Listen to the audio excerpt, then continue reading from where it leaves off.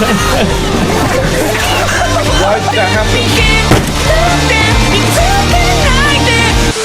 After that log incident, I was resurrected not too far away from the little dock I just cleared out. It's not uncommon for your character to just randomly fold over from merely interacting with the world.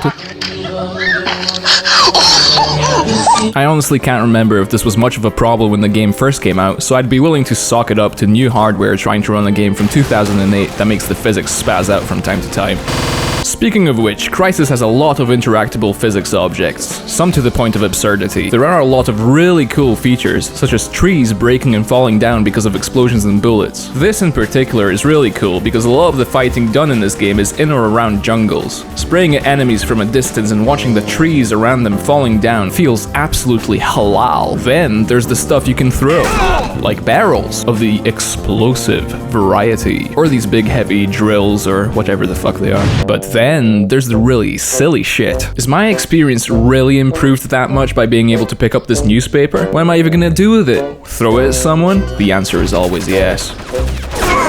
If they were trying to advertise their engine for licensing, then it didn't really work. The only other thing that CryEngine 2 was used for was architectural and urban planning. I'm sure they got a good use out of Crytek's space frogs.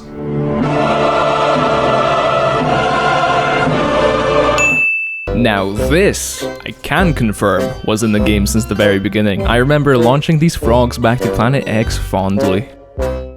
So Prophet gets on the radio with you and says, "Guys, seriously, we need to start getting our shit together." And relays the information of an outpost up ahead. Your objective? Sneak in and download any useful intel you can find lying around. Well, I say sneak in. By now, you may have noticed that there is something on this island that is slowly killing off the local population of Korean femboys. What a shame. The island. Oh yeah. Where even are we? Why are we fighting North Koreans? Thankfully, we had this little cinematic when we started the game. This is Dr. Helena Rosenthal of the IAS research team stationed on the Lingshan Islands. The North Koreans have assumed control. Just so happens that we are currently on Lingshan Island, which... Wait.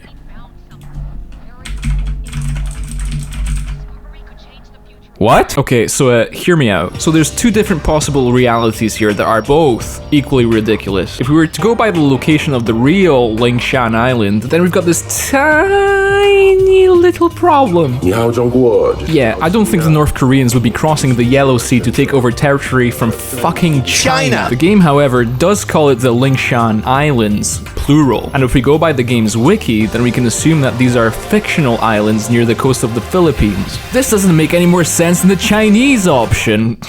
Chinese option. You're telling me that the KPA managed to get enough soldiers onto multiple islands near the Philippines through over 2,000 kilometers of water without anybody being like, what the fuck are those North Koreans up to? The United States have historically been pretty protective of the Philippines, you know? I mean, Jesus, the only reason Japan ever attacked them at Pearl Harbor was because they were looking to conquer the islands, but they knew the US wouldn't be having any of it. I'm sure the US would be looking for any excuse they could get for pushing that shiny red button against North Korea. Not even just them. I'm sure South Korea wouldn't mind them not being a problem anymore too. Don't get me wrong, the North Koreans are a lot of fun to fight in this game, but unless this is an alternate reality where the Kim dynasty is as militarily capable as the United States, then none of this makes any sense. Could have made the game about an army of rogue Filipinos that took over the Lingshan Islands. Still be kinda dumb, but logistically it would make more sense. So here's what we found on the computer. According to these reports, they evacuated the entire civilian population in a matter of days. Where did you evacuate them? To North Korea? I mean, these are probably Filipino citizens, so I don't think the Filipino government would be happy about this. What the hell are they hiding? It gets better. Looks like General Ri Chong-kyung is in charge of the whole operation. You thought this would be easy? Think again. Kyung means business, and he's got the KPA's elite special forces unit watching his back. So we still know really fuck all what's going on here, but at least now we know that the Korean special forces are on the island. Nice! Prophet then says, "Hey boss, let's get together sometime, eh?" So you head over in this direction and clear out some more KPA on the way. You may have noticed that I've been showing a lot of footage of gun and shoot. Don't worry, I'll get to that. For now though, I think it's worth talking briefly about the AI in this game, because there isn't really much to talk about.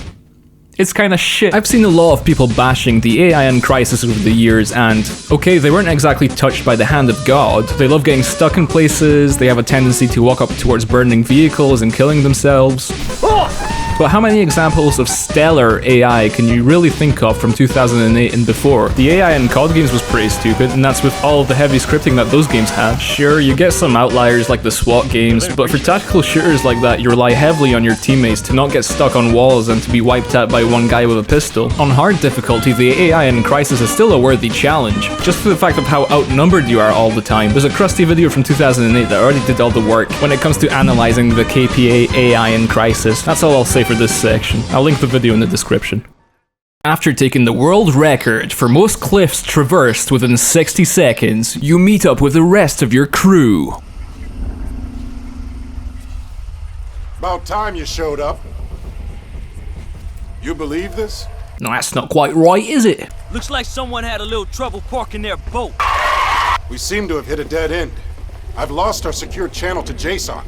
Too much electrical interference on this island. Hey, boss! I got something. Topographic map. There's an area highlighted. Something's here!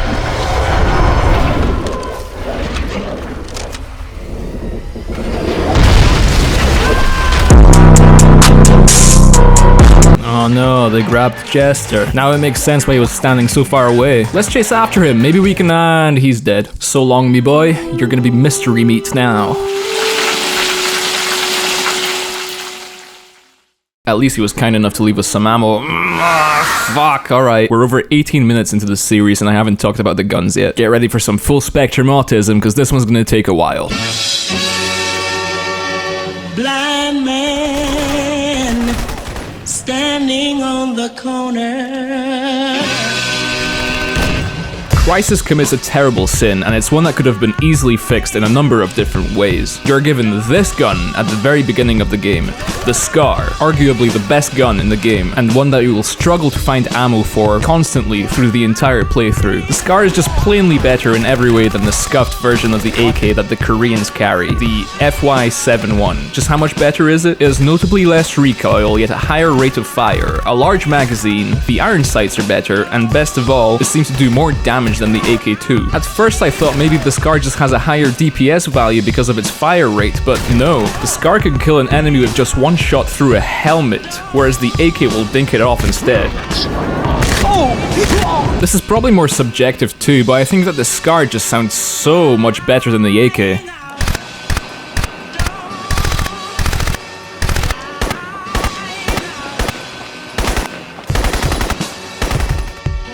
Anytime I've replayed Crysis over the years, I would go out of my way to try not to use the Scar for as long as possible. Usually you'd avoid using something in a game if you hated it.